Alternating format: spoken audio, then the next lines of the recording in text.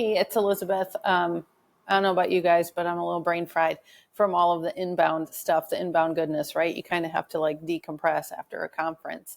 But I thought I would give, since I did the first time at inbound, I would do a first time recouping from inbound call.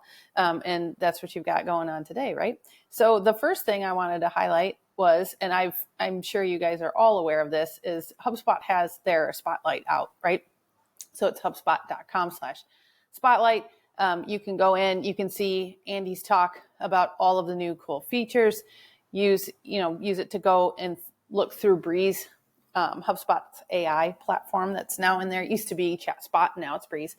And so, yeah, that's kind of cool, fun, new. Breeze Intelligence.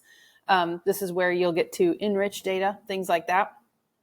Marketing and Content Hub continues to grow up a little bit, adding new features, new things like that. And then the list of all releases right here. But HubSpot's got this fun, page where you can come in, see all the cool stuff, and then figure out what you want to use, right? And if you're anything like me, your brain's probably still on information overload, right? Where you're like, I don't know where to start. I don't know what to do. Because there's over 200 features, right? And so as cheesy as it sounds, probably my favorite part, and this is probably not a big surprise, was Ryan Reynolds, right? Ryan Reynolds did a great job speaking. He obviously spun it from his own Ryan Reynolds perspective, and he's entertaining and fun to listen to, but he also had a really good message to deliver. It's super cheesy, but it actually worked, right? And the takeaways that I had from Ryan Reynolds' talk was to be curious, right?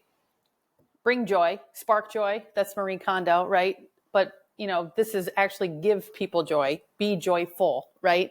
And then also probably the most important is don't be afraid to suck. Just try something, because that's better than nothing at all, right? And so if you take that through that lens, be curious about the new features inside of HubSpot.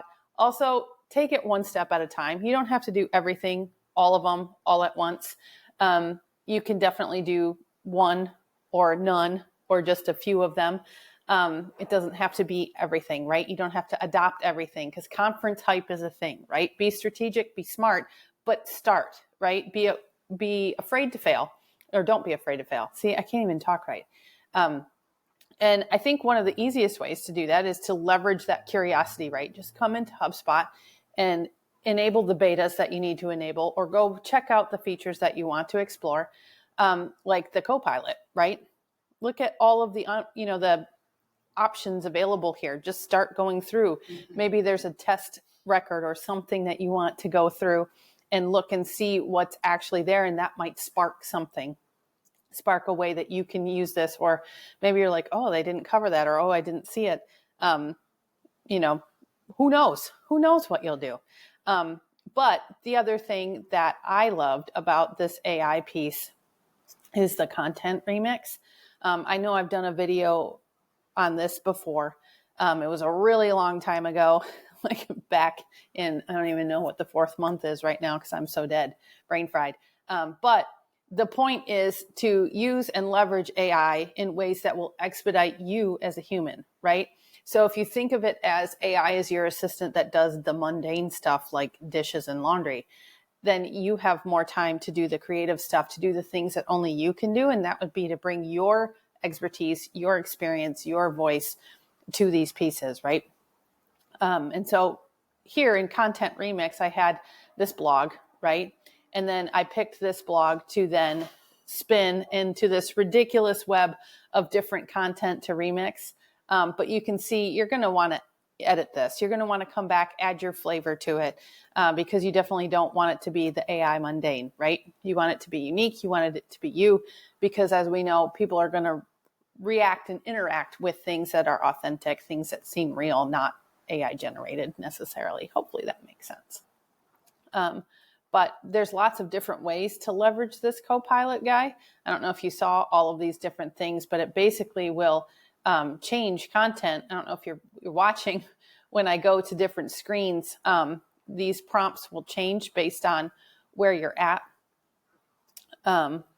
You can start new chats, see chats. I mean, I haven't even gotten a chance to come in and mess around with this. And this is just the test portal, so it doesn't work so great anyway. But I can come in and you can research a company. You can use outside data sources, all kinds of stuff right here inside of the Breeze Copilot, right? But also, even though this isn't a HubSpot new feature, I think another takeaway that I took from Inbound was to set up HubSpot for your people, right? And I think I've used a lot of different software over the years, CRMs among them. And the one thing that I appreciate and love about HubSpot the most is that they really let you set this up so that your teams are successful, right?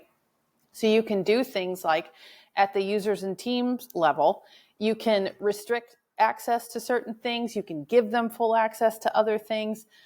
You can create custom views, different, things like that, different access to, read, write, or view only, and set them up for success. One of my favorite things to do is set teams in HubSpot.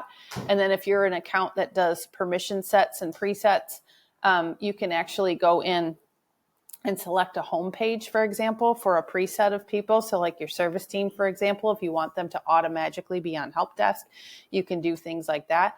And even create custom views for different objects or object records, right? So if you wanted to come into HubSpot, and I'm just going to pick on a contact, you can customize the record, right?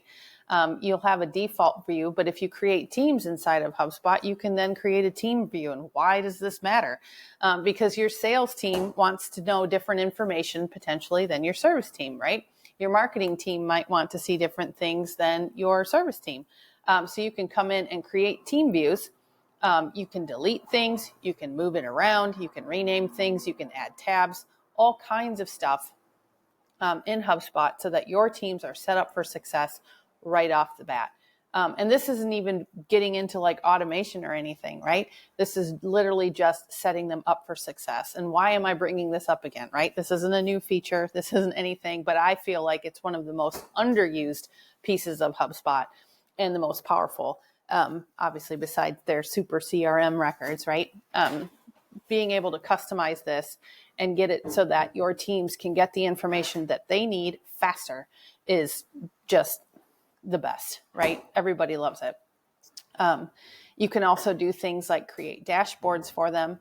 The other thing that's fun is you can actually add external content. So if there's some other platform that you want to bring to a dashboard, you can do that.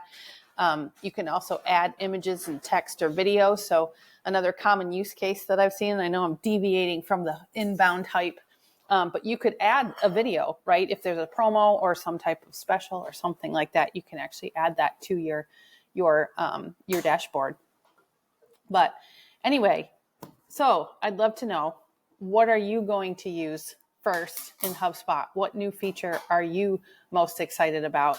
What are you going to try? What do you want to leverage? I know I'm going to play with that content remix a little bit more, and I'm super, super interested in this case studies tool. I think case studies are incredibly powerful, and I also think they are underutilized. I think it's one of the number one things that when I work with marketing teams, they want to do, but they don't have the time and the resources, and they also feel like they're bugging people, right, to get a case study. And yes, you are, right? You're asking people for their time. But if you have those customers that are evangelists, what better way to keep them around than to ask them what their experience is with you and then promote them in return, right? You could do something for them as well, not just buy them a pizza or something like that. But definitely going to try this guy out. I'm very, very, very curious to see this one and the podcast one. I haven't got to play around with this, but definitely, like I mentioned in the other video, go to the product updates. You can see the spotlight up here. Again, yours is going to look different than mine because every portal is different. But you can come in, see what's in beta. You can enroll in different betas and go ahead and try it out. Be curious, don't be afraid to suck, in the words of Ryan Reynolds, right? use it, see what it is, figure it out. And then you also have the ability to provide HubSpot with some feedback too, which is in turn helping them because it'll just make their product even better, right? And who better to hear from than the people that use it and people that love it already. So, yeah, I think that's it. Talk to you later.